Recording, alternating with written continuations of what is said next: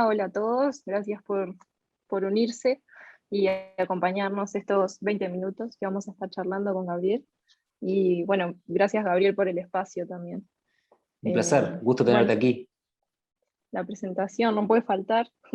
Mi nombre es Florencia de Palleja, tengo 25 años y soy de Rivera. Hace 2 años trabajo como artista visual y soy estudiante avanzada de la carrera Licenciatura en Diseño de Comunicación Visual. Estoy actualmente cursando la tesis y el proyecto final de carrera. Bueno, para empezar, ¿cómo llegué a hacer lo que hago ahora? Es una historia media larga, pero empieza en Montevideo en realidad. Si bien siempre estuve conectada con el arte y siempre estuve manifestando esa necesidad de hacer arte de alguna manera, con el transcurrir de los años lo fui trasladando a distintos lenguajes. Trabajé con dibujo, con fotografía, con ilustración digital, con collage, con acuarela, hice como muchas pruebas y siempre la que más me llamó fue la pintura, hasta que conocí el grabado, que es lo que hago ahora. No sé si alguien está hablando.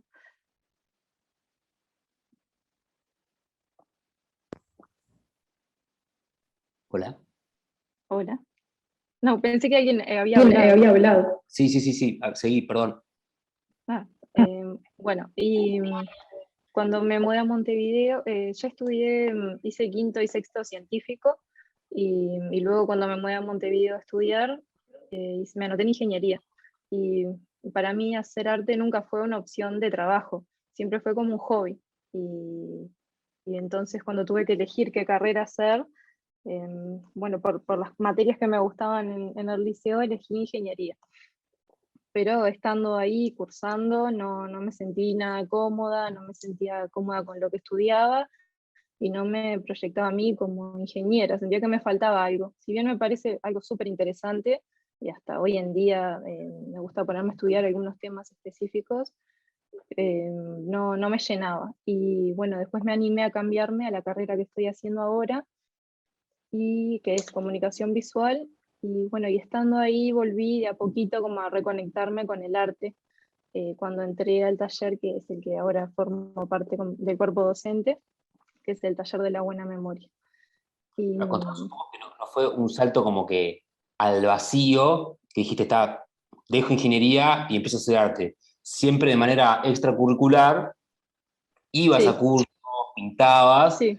y lo que dijiste, bueno, no quiero que sea mi hobby, eso quiero que sea mi profesión. Eso fue Sí. lo que sucedió, ¿no? Bueno, sí, siempre estuve haciendo algo desde la escuela, iba a talleres en la escuela, después en el liceo. Como te comentaba hace un rato, de regalo de 15 años me regalaron un año de taller, que para mí fue el mejor regalo del mundo. Y cuando me mudé a Montevideo me anoté a un taller, o sea, siempre estuve yendo a algún taller o estudiando de alguna manera. Y entonces no fue un salto al vacío, sí fue un salto al vacío el decir, bueno, esto es lo que quiero hacer, quiero que este sea mi trabajo y me voy a volcar de lleno a esto, que por eso puse que hace 2 años me dedico a esto. Me refiero a eso, a decir, bueno, este es mi trabajo y no hago otra cosa. Yo trabajé como fotógrafa, trabajé como niñera, después dando clases de inglés particular también, y en un momento dije, bueno, no voy a hacer nada más de eso, voy a hacer arte, o intentarlo, o morir en el intento.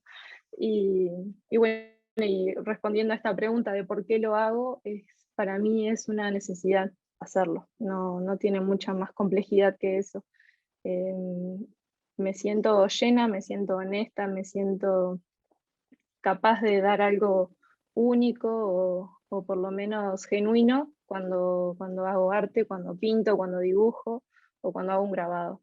Entonces para mí eso es lo mejor que puedo hacer, tanto a la satisfacción personal como también a la conexión que pueda tener con la otra persona que recibe esa imagen o ese trabajo. Me parece muy importante que todo lo que hagamos, sea de la profesión que sea honesto. Honesto me refiero con uno mismo. Y bueno, para mí eso es algo muy importante. Eh, bueno, esta es una imagen de una pintura.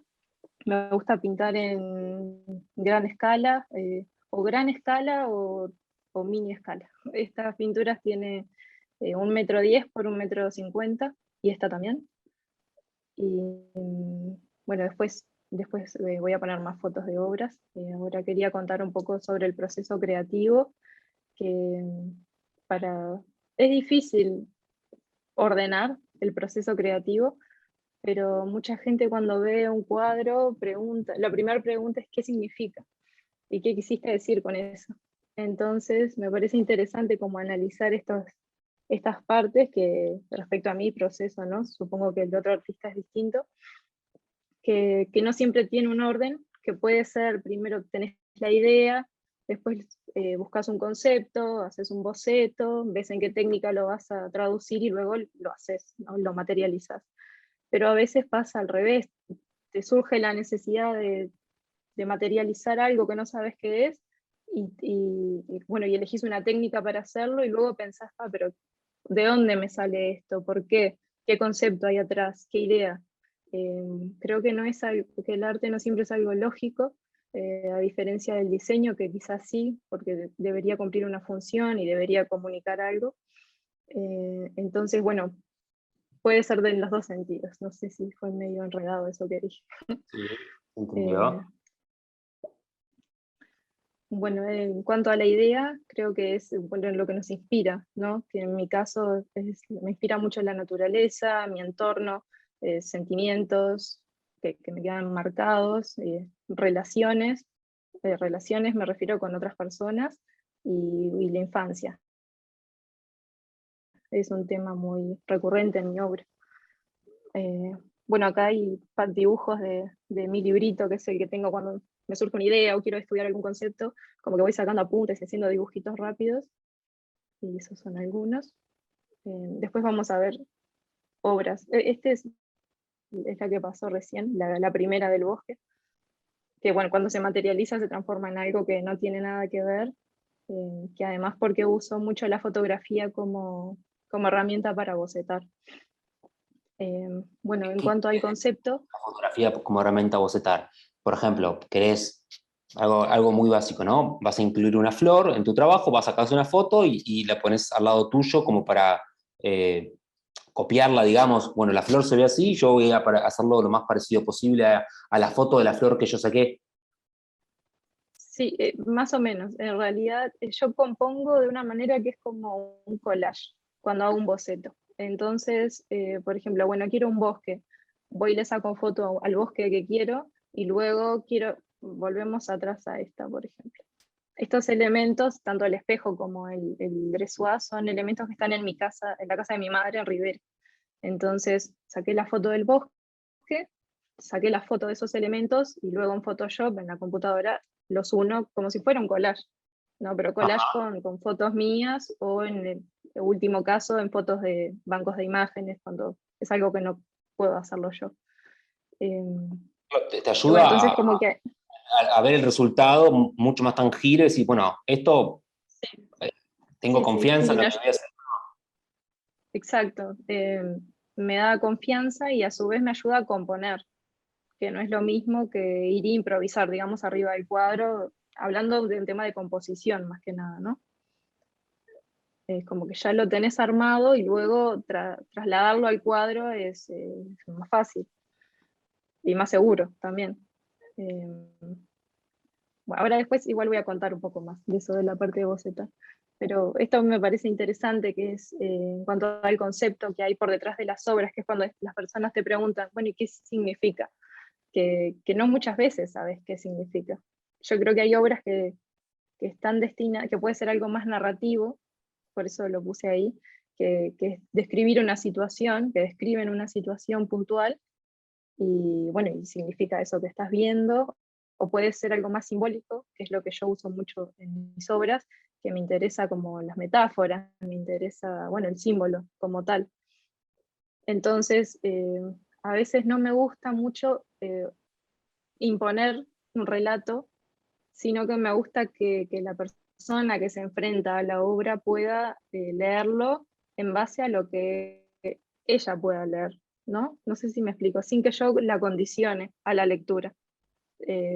Quizás yo cuando lo hago tengo una visión muy clara de lo que estoy haciendo y por qué lo estoy haciendo, qué quiero decir con eso, pero luego la persona puede leer algo totalmente distinto y me parece igual de válido, porque es lo que esa persona está capacitada para ver. Eh, y bueno, entonces, bueno, eso, el concepto puede ser narrativo, puede ser simbólico, puede ser instintivo también, que pasa mucho, le pasa a muchos artistas y a mí a veces también, que quiero poner algo, un objeto, por ejemplo, y no tengo tan claro el por qué lo estoy eligiendo. Pero sí está comprobado, hay estudios psicológicos acerca de eso, de que todo lo que ponemos, o todo lo que volcamos en algo, tiene un porqué, a pesar de que vos en ese momento no lo tengas muy claro. Y esa lectura me parece súper interesante. Después de que está terminada la obra, hacer el camino hacia atrás, entender qué fue lo que te inspiró a armar la imagen de esa manera. Y me pasa mucho que a veces otras personas me ayudan a ordenar mi relato. Eh, Ahora me pasó hace poco una experiencia en Salto, estuvimos exponiendo con el taller en Salto y bueno, yo llevé una pintura y aparece un señor que es médico, que bueno, es amante del arte, y se paró enfrente del cuadro y me empezó a escribir como un texto curatorial, o sea, a decir un texto curatorial de qué era lo que él veía en esa obra, y fue fantástico. Fue tal cual lo que yo sentí cuando lo hice, pero él lo ordenó de una manera muy interesante. Y bueno, y a veces los artistas no podemos hacerlo, no siempre pasa eso. Él Eh, racionalizó tu intuición. Él ordenó, él como que lo puso en palabras. A mí Vos lo a veces me pintaste y lo cuesta puso en palabras. Está perfecto. eso, eso mismo. Yo creo que hay gente que tiene ese don, que no lo tenemos todos, yo creo que no lo tengo, que es el del relatar, el de narrar, el de ser muy claro con las ideas. Yo digo que se te den bien las palabras. Y a este señor se le dan muy bien las palabras, entonces fue alucinante cómo lo hizo. Y bueno, me gusta mucho estudiar cuando voy a preparar una obra. En general me gusta estudiar, pero cuando voy a hacer una obra como que investigo. Si veo que hay un símbolo que me interesa mucho, me pongo a leer de dónde viene, en qué cultura significa tal cosa. Entonces tengo una libretita que ahí voy anotando todo y ya anoto también las ideas y hago como pequeños dibujitos rápidos y horrendos. Y bueno, y la parte del boceto, que es eso que hablábamos recién, uso la fotografía muchas veces y para terminar de cerrar la idea. A veces primero hago un dibujo y luego para esbozar la idea y luego voy y saco las fotos de lo que quiero y es un trabajo más técnico ese para armar el collage y la pieza final. Y bueno, y Photoshop es la herramienta principal con la que compongo las imágenes. No, esos son estudios de dibujos. Y bueno, después las técnicas que utilizo en mis trabajos, como lo mencioné antes, es la pintura, el dibujo y el grabado. El grabado es una técnica que fue totalmente nueva para mí. El momento que la conocí me enamoró, me atrapó y me fascina. Me parece que me encantaría que todo el mundo la conociera. Me pasa eso con el grabado, que a O sea, te veces gusta acá en tanto que querés Uruguay, contagiar a los demás ese amor que vos tenés. sí, sí, quiero hacer una dictadura del grabado. Sí, sí, me gustaría que todo el mundo se acercara. Con Pedro siempre estamos invitando a que vengan al taller, que vean cómo se imprime un grabado, que vean cómo se hace. Creemos que es un trabajo muy importante que hay que hacer porque es una herramienta increíble. Y que además está muy relacionada con, no sé cuántas personas de las que están escuchando ahora son estudiantes de diseño o diseñadores, pero el grabado está súper conectado con el diseño. Entonces, eso también me parece muy importante que lo conozcamos los estudiantes. Es que Y siempre estuvo ahora conectado con inclusive, el tema del diseño por ser una técnica de impresión artesanal. O sea, yo no tengo que ir a la imprenta para tener lo mío. O sea, no tengo que esperar, gastar mucha plata. Yo voy, imprimo y lo hago en casa. sí, Entonces, y relativamente barato comparado con lo que es offset, ¿no? sí, sí, sí, siempre fue un medio eso de transmitir ideas masivamente y, es muy interesante. Que no es el uso que le doy yo en este caso, pero esa parte de la historia está súper súper interesante. Y bueno, cada vez voy a ir pasando algunas imágenes. Esta, como es pintura, dibujo y grabado, esta es una pintura, tiene 2 metros por 1,50 m. Este es un dibujo, tiene 1,10 m por 1,50 m. Y este es un grabadito que tiene 10 centímetros por 15. Cuando hago grabados los hago por lo general muy chiquitos. Y es más que nada por un tema de comodidad, porque el grabado que yo hago es grabado en metal y Es agua imprimirlo no fuerte. es algo muy... Agua fuerte y agua tinta, las dos. Y ahora vamos a ver más. Bueno, nada, que puse esas fotos porque quería que se viera también el tamaño de la obra y un estado anterior, que trabajo el fondo primero y luego le pongo la imagen arriba. Y acá sí. Este es un grabado en metal también, con agua fuerte y agua tinta. No sé si es capaz que es algo medio complejo para explicar la técnica ahora, pero no sé, ¿vos qué Y decís? básicamente creo que es como si fuera un stencil, ¿no? Una cosa así. No, no creo que un stencil, porque decís. Porque vos tenés una matriz y arriba le pones y haces una copia a partir de la matriz que vos tenés. ¿No funciona algo así? Bueno, sí, sí, yo a veces lo comparo con un sello, pero sí, Exacto. sí, sí, ahí va. Vos generas la imagen en una matriz y lo que te permite el grabado es volver a generar varias copias de esa misma imagen. Ujú. Claro, Eh, yo me decía de stencil es que la tinta bueno, cae sobre donde vos querés que caiga. No, no cae sobre donde, porque o sea, justamente se separan las tintas y deja lo que es espacio y lo que vos dibujaste. sí, claro, esta técnica se llama hueco grabado, que en la placa de metal, las líneas que se ven y los negros es donde está el hueco. La tinta se aloja en el hueco y luego, bueno, cuando imprimís sale la imagen que vos hayas creado, ¿no? Y según la profundidad del hueco es la intensidad del negro, si imprimís con tinta negra, cuando se imprime. Es muy interesante, pero es bastante complejo de explicar para alguien que nunca vio un grabado, cómo funciona. Bueno, cada vez más obras, esta también es un grabado. Pintura. Esa pintura, por ejemplo, bueno, yo como les comentaba soy de Rivera, en Rivera hay un montón de bosques de forestación y esta pintura fue con el primer trabajo fotográfico que hice, explorando qué pasaba cuando sacaba los objetos de su contexto habitual. Entonces mi hermana me ayudó, sacamos pila de muebles de mi casa y las llevamos a un bosque de forestación y ahí nos pusimos a hacer fotos de todo tipo y bueno, me pareció muy interesante el resultado, entonces después lo trasladé a la pintura.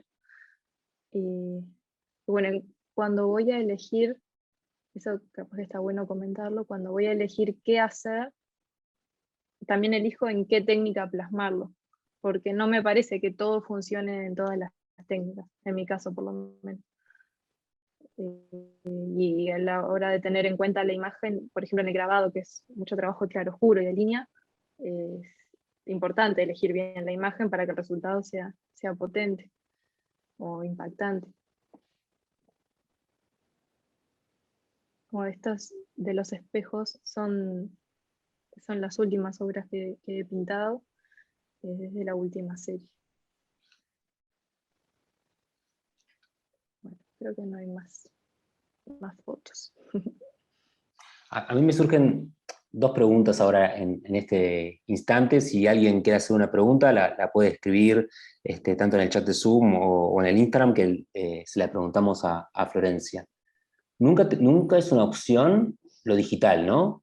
Porque es como que sacaste la foto, lo hiciste en Photoshop y dijiste, lo sigo por acá.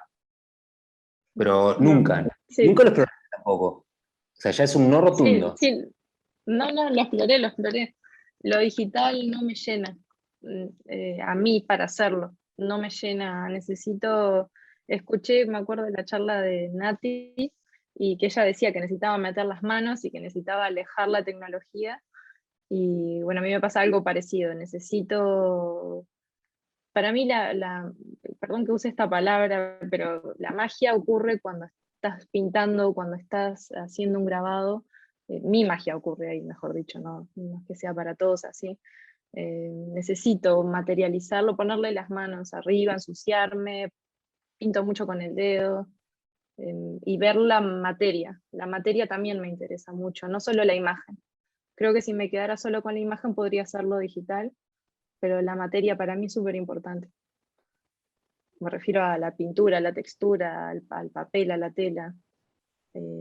Y bueno, y el hecho de hacer un grabado, para mí sería imposible compararlo con algo digital porque el proceso de creación es alquímico. Tenés que sumergirlo en ácido y sacar, y no sé, Lo- lo- no, lo- no podría. a mí personalmente me pasa lo mismo que yo a mi profesión le llamo tocar botones. O sea, porque lo único que haces es tocar botones. O sea, y es como, como es un poco de tomándome el pelo a mí mismo de lo que estás haciendo en realidad. Sos como un oficinista, ¿viste? Tocas botones que, o sea, un poco en chiste, pero llevándolo al extremo, uno ve la clara diferencia de que una cosa es escribir con lápiz y papel y una cosa es escribir, abrir un Pages o un Word o lo que sea, no tiene nada que ver. La velocidad de trabajo, el ensayo, prueba, error, el estar ahí, Sí, cada uno disfruta, no es que uno sea mejor que el otro, es el placer que a uno le da no, lo que me no, está haciendo. exactamente. Yo creo que el lenguaje digital es otra técnica, que hay gente que la sabe aprovechar y la sabe usar muy bien y la satisface, y hay gente que no, que nos quedamos con lo analógico, digamos. Pero yo no podría alejarme del todo de la tecnología porque para mí la parte de la fotografía es muy importante en mi obra, por ahora por lo menos. Exacto, Entonces, te como que sirve trato de... para bocetar, pero a la hora de ejecutar, no. Claro, no, sí, Y es eso. después hay un símbolo que es recurrente en tus obras, es un símbolo y una escena, ¿no? Es una silla vacía en el medio de la nada, ¿no? O Sí, no en el medio de la nada, pero sino en un espacio sí, sí, abierto sí. donde no está poblado. Eh, ¿Tenés claro qué significa una silla vacía, como que está ahí esperando algo? Porque es una silla, ¿no? De un Sí, estilo que da algo de nobleza, sacada de contexto en un desierto, digámosle.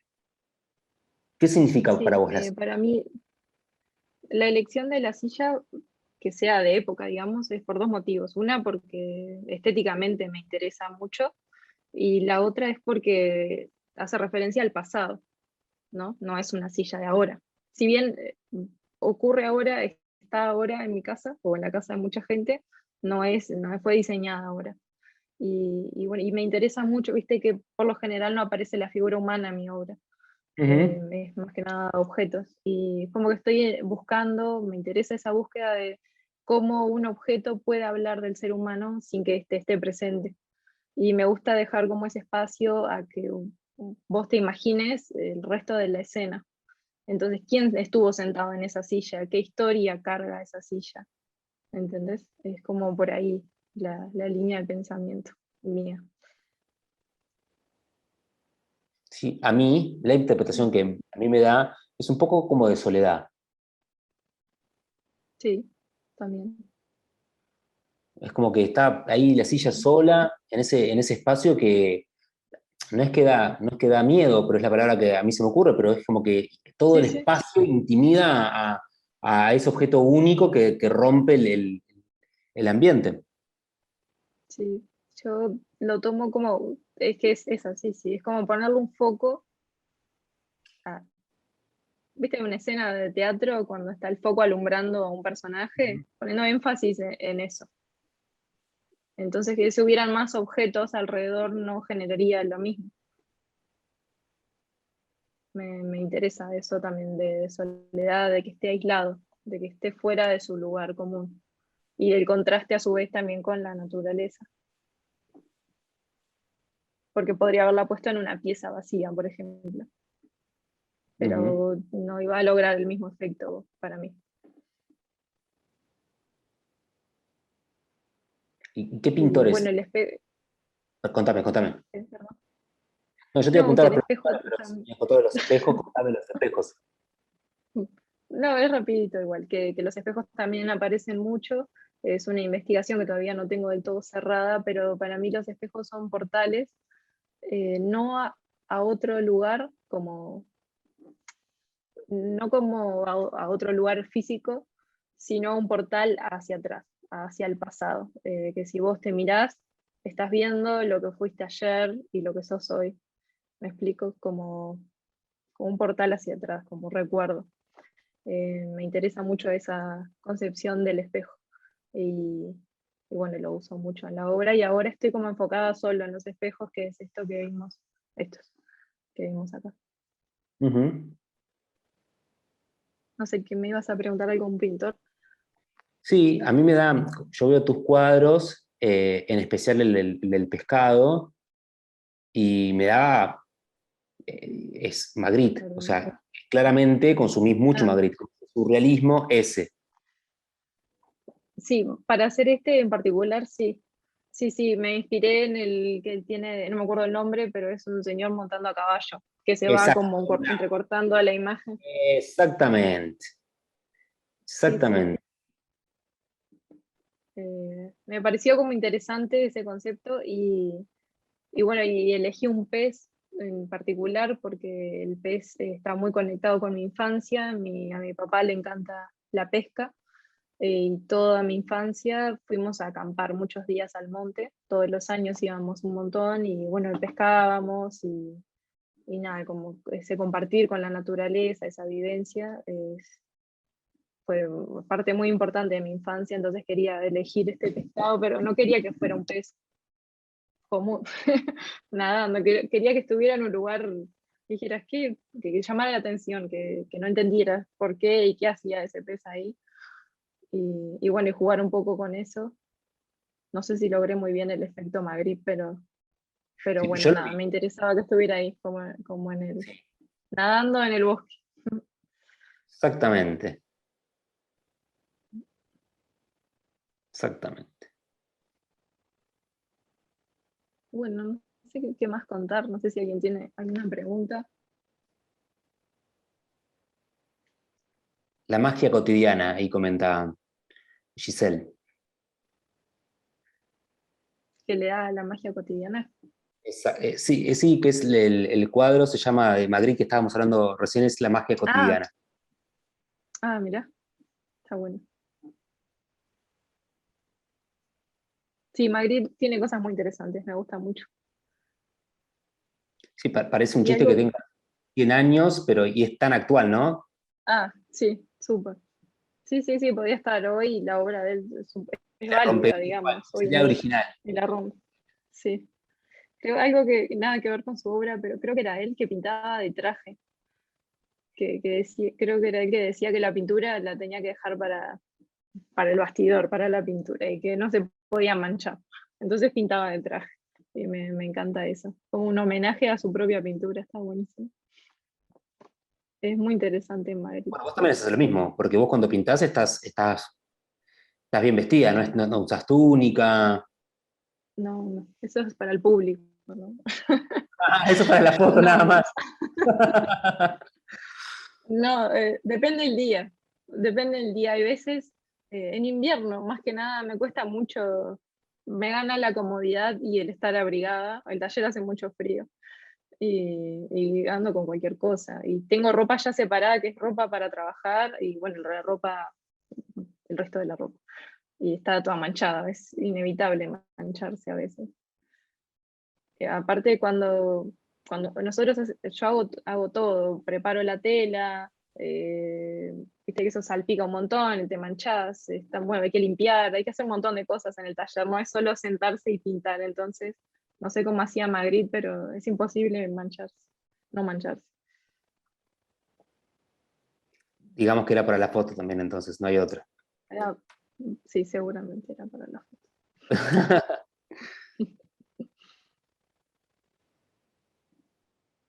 Bueno, Florencia, muchas gracias por tu tiempo, por compartir tu trabajo, por contarnos tu historia y que sigas adelante. Que la verdad yo estoy muy curioso por seguir conociendo tus cuadros y que te deseo que tu carpeta, tu portfolio sea abundante y muy rico. Bueno, muchas gracias por el espacio y por las palabras. Vamos arriba. Que pases bien, Florencia. Muchas gracias. Chau, chau. Bueno, chau, chau.